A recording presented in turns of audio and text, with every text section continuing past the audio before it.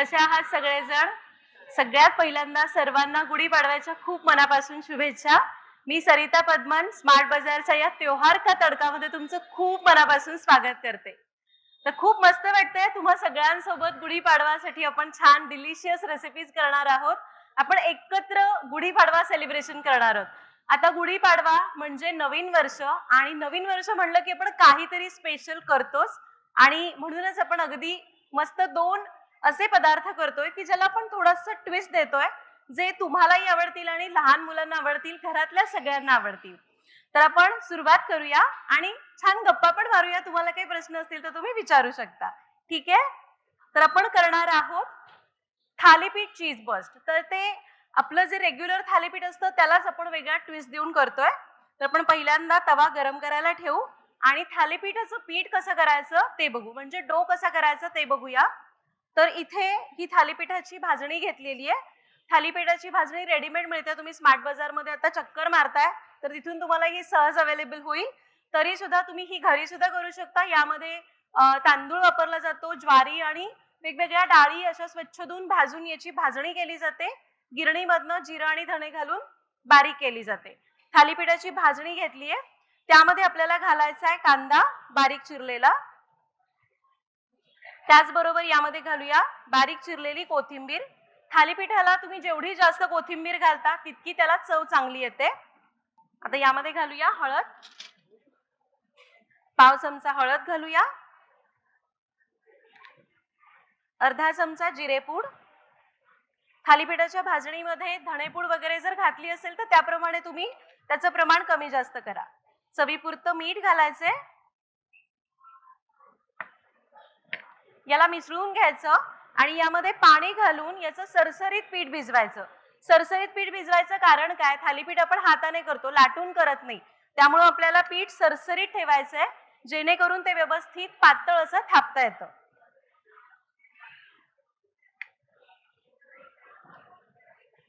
तर इथे मी ऑलरेडी पीठ तयार करून घेतलेलं आहे. तुम्ही बघू शकता आपलं थालीपीठाचं हे पीठ तयार आहे. याला फक्त आपण थोडंसं मळून घेऊया आणि थालीपीठ करायला सुरुवात करू.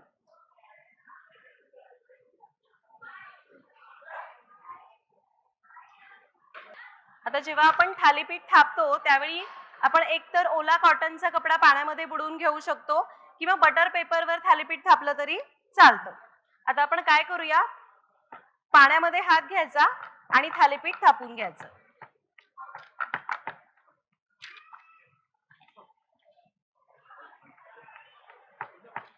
तुम्हाला हवं तसं जाड पातळ थालीपीठ करू शकता.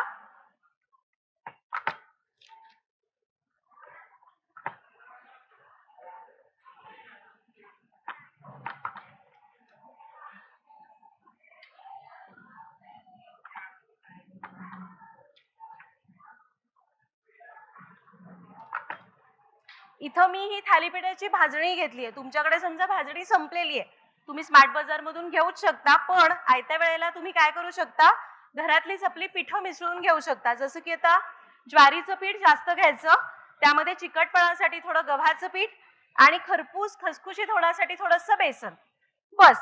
आणि इथं आपण कोथिंबीर घातली आहे. तुम्ही त्याच्याऐवजी मेथीची भाजी, पालक असं बारीक चिरून घातलं तरी चालेल किंवा आपले मोड आलेले मूग असतात ते सुद्धा थोडेसे मिक्सरला असे हलके ग्राइंड करायचे आणि वापरायचे. आता थालीपीठ आपण करतोय याला पारंपरिक पद्धतीमध्ये अशी मध्ये छिद्र केली जातात.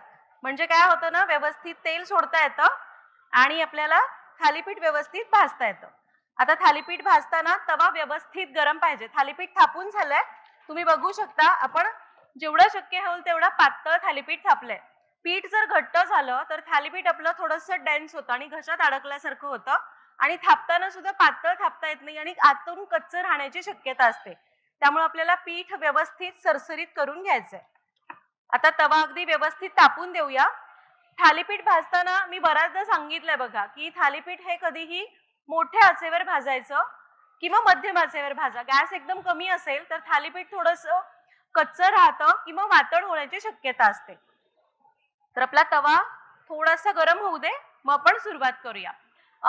त्याचबरोबर तुम्हाला याच्यात अजून काही आणखी काही वेगळे फ्लेवर ऍड करायचे, जसं की बीट किसून घालू शकता, मग त्याला रंग पण वेगळा येईल, बरोबर की नाही? खास करून जेव्हा तुम्ही पिठं वापरता ना तेव्हा.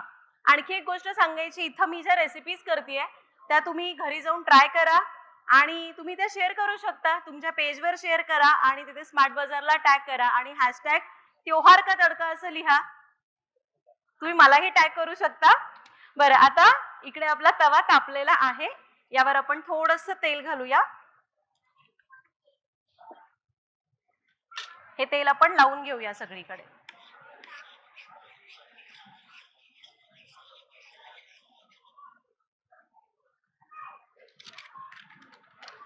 आता थालीपीठ आपण तव्यावर पालथं घालू.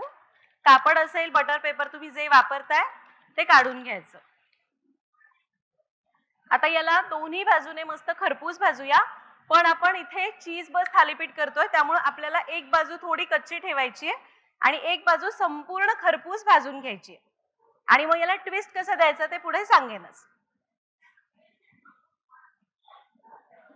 बाकी तुम्ही काही वेगळे थालीपीठाचे प्रकार करता का? म्हणजे आता मी मिश्र पिठाची किंवा भाजणीची थालीपीठं सांगितली, तुम्ही काही वेगळे प्रकार करता का? मला तुम्ही आताही सांगू शकता.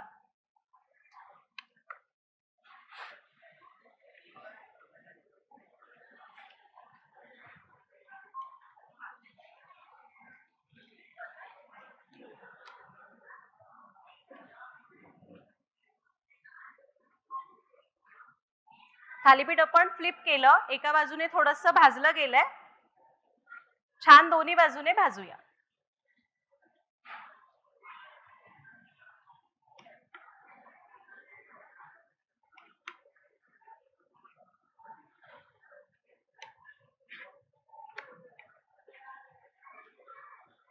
आणि थालीपीठाची जी भाजणी असते ना ती थोडीशी जाडसर ठेवायची बरं का. थोडीशी रवाळ असेल तर मग ती थालीपीठ अशी एकदम अशी पिठोळ पिठोळ लागत नाही. आपण आधी काय करू, फ्लिप करून थोडं थोडं भाजलं. आता एका बाजूने आपण संपूर्ण भाजूया आणि मग याला आपण पिझ्झा, तुम्ही मुलांना, मी तर नाव दिलंय थालीपीठ चीज बस, तुम्ही थालीपीठ चीज पिझ्झा असं म्हटलं तरी चालेल. मुलांना ते पिझ्झाच्या आकारामध्ये दिसलं, चवीला चांगलं लागलं, आपल्यासाठी आपण ते मुलांना पौष्टिक करून देतोय, म्हणजे मग आपलंही समाधान, मुलांचंही समाधान.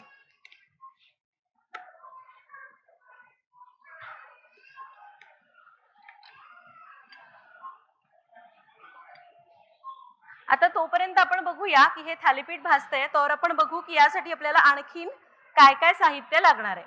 तर इथं मी ही हिरवी चटणी करून घेतलेली आहे. तर हिरवी चटणी आपण एकतर तुम्ही नारळाची पण करू शकता. इथं मी पुदिना आणि कोथिंबिरीची हिरवी चटणी करून घेतली आहे आणि त्याचबरोबर इथं मी चीज घेतलेलं आहे. तुम्ही कोणत्याही प्रकारचं चीज वापरू शकता. इथं मी साधं आपलं जे रेग्युलर चीज येतं तेच वापरलेलं आहे. तुमच्याकडे जे कुठलं चीज अवेलेबल होईल ते वापरा. आता बघा, थालीपीठ एका बाजूने मस्त असं भाजून झालंय. ही बाजू आपण वर करूया आणि आता थोडंसं गॅसची फ्लेम कमी करायची आहे, म्हणजे काय होईल, खालचा जो भाग आहे तो करपणार नाही. याला आपण थोडीशी हिरवी चटणी लावून घेऊ.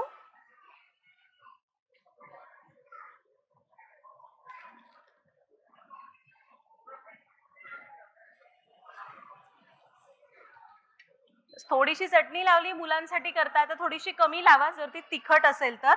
आणि त्यानंतर यावर आपल्याला चीज किसायचं.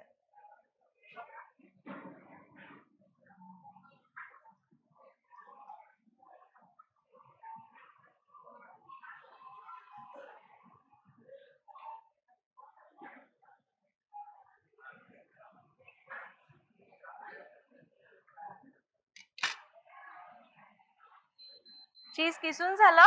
आता आपण काय करू, इकडे माझ्याकडे आणखी एक थालीपीठ आहे, ते आपण यावर असं झाकून घ्यायचं आणि याला मंद आचेवर थोडंसं भाजून घ्यायचं. खालची बाजू भाजली की आपण याला उलटून घेऊया. हे बघा, इकडच्या बाजूने मस्त असं थालीपीठ आपलं तयार झालेलं आहे. खालची बाजू एकदम खरपूस झाली आहे. आता आपण फक्त दुसरं जे थालीपीठ आधीच करून घेतलेलं आहे ते थोडंसं गरम करून घेऊ. काय होतं ना, हे चीज आहे ते खालच्या थालीपीठाच्या हीटमुळे छान मेल्ट होतं आणि मग चवीला मस्त लागतं.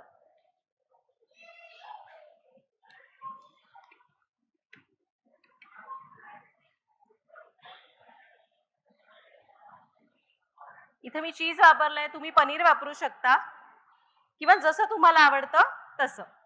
याला आपण काढून घेऊ.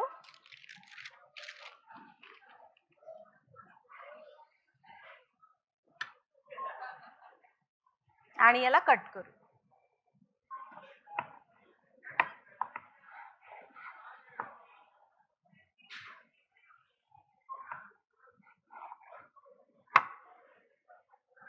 आणि आपलं हे चीज बस थालीपीठ तयार आहे. तुम्ही याला काय नाव द्याल? कोणी जरा बघू आवाज किती आहे? तुमच्यातर्फे याला काय नाव द्याल सांगा बरं मला. नाही ऐकायला येत नाहीये. थालीपीठ पिझ्झा. आणखी? Okay fine. हे झालं. आपण याला थोडस बाजूला ठेवू आणि आणखी एक पदार्थ तुम्हाला दाखवते. पदार्थ म्हणण्यापेक्षा मी याला पेय म्हणू शकते किंवा आपण ड्रिंक करूया. तर इथं मी एक ग्लास घेतलाय. आपण करणार आहोत रॉ मँगो मोजितो. तर त्यासाठी आपण काय करू, इथे ना मी कच्च्या कैरीचा पल्प घेतलाय. तो हा पल्प कसा तयार करायचा, तर आपली कच्ची कैरी असते ती स्वच्छ धुवायची, पाण्यामध्ये एक अर्धा तास बुडवून ठेवायची, तिच्यावरचा चीक काढून टाकायचा, कुकरच्या डब्यामध्ये अशीच ठेवायची आणि तो डबा कुकरच्या तळाशी पाणी घालून 1 किंवा 2 शिट्ट्या करायच्या. आपली कैरी मस्त शिजली जाते. तर हे बघा, ही अशी आपली ही शिजलेली कैरी दिसते. मग याचं साल काढायचं आणि याचा जो पल्प आहे तो आपल्याला खरबडून घ्यायचा. आपण पन्ह्याला कसा पल्प करतो अगदी तसाच पल्प करायचा. आता आपण सुरुवात करूया. तर इथं मस्त असा हिरवागार पुदिना घेतलाय. उन्हाळ्यामध्ये जेव्हा आपण पुदिनाकडे बघतो तेव्हा आपसुकच गार वाटायला लागतं, हो ना? म्हणजे फक्त बघूनच मनाला थंडावा मिळतो. आपण काय करूया, थोडा पुदिना घालू, थोडस लिंबू घालूया, 1-2 लिंबाचे स्लाइस घालतीये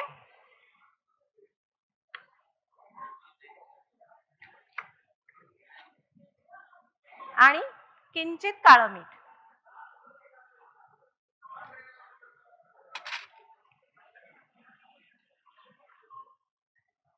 आणि याला आपण असंच जस्ट क्रश करून घेऊ.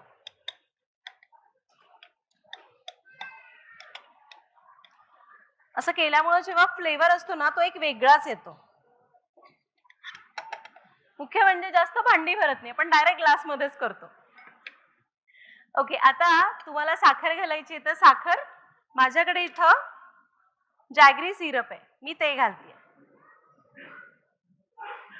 तुम्ही आवडीप्रमाणे जितकं पाहिजे तितकं हे कमी जास्त करून घेऊ शकता.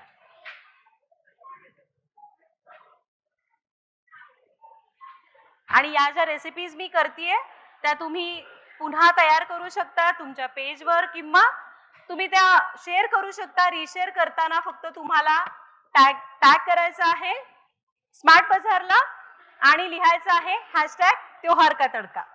हे झालं. आता काही नाही, याला आपण पुन्हा एकदा थोडंसं क्रश करून घेऊ. गुळाचा पण ह्या सिरप आहे याच्यामध्ये छान मिक्स होईल. डन. यामध्ये थोडे आईस क्यूब्स घालूया.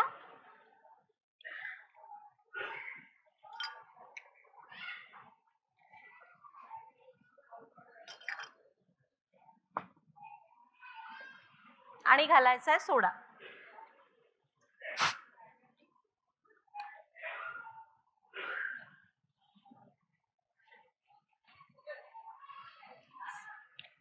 आता यामध्ये आपल्याला पल्प घालायचा आहे.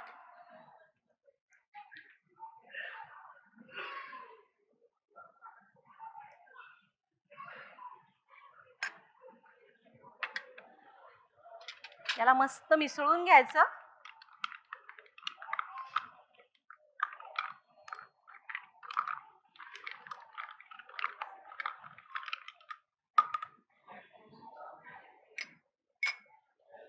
आणि आणखी सोडा घालूया.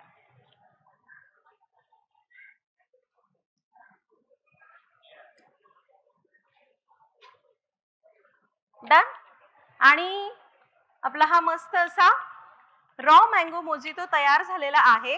पण कसं असतं ना, कुठलाही पदार्थ जेव्हा आपण करतो, जेव्हा आपण कोणाला तरी देत असतो त्यावेळी तो घेणारा किंवा जो खाणारा असतो तो पहिल्यांदा डोळ्याने खातो, मग थोडासा नाकाने त्याला समजतं. म्हणूनच आपण याला थोडंसं छान सजवूया. थोडासा मिंट,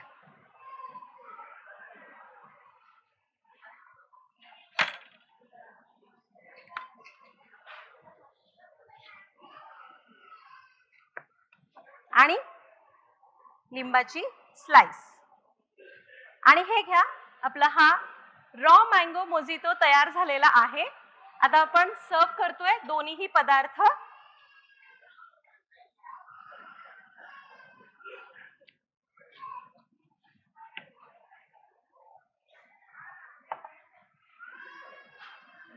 आपलं हे चीज बस थालीपीठ आणि मोजितो.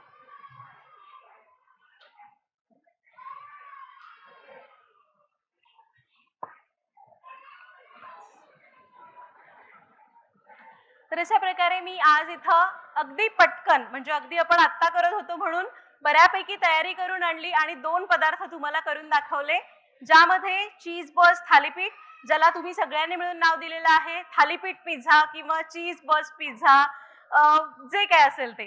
चीज बस नाही, थालीपीठ चीज बस पिझ्झा अशी नावं दिलेली आहेत. आणखी काही वेगळी नावं असतील तर तुम्ही वेगवेगळ्या तुमच्या मला कमेंटमध्ये सांगू शकता, किंवा तुम्ही जेव्हा रिक्रिएशन करता या रेसिपीचं त्यावेळी त्योहार का तडका असं हॅशटॅग त्योहार का तडका लिहाच. पण त्याच्यासोबत तुम्ही याच्यामध्ये याचं काही वेगळं नाव असेल तर तुम्ही त्याला वेगळं नाव देऊन सुद्धा ही रेसिपी रिशेअर करू शकता. आणि अशा 2 रेसिपीज आपण तयार केलेल्या आहेत. तुमचे काही प्रश्न असतील तर तुम्ही मला आता इथे विचारू शकता.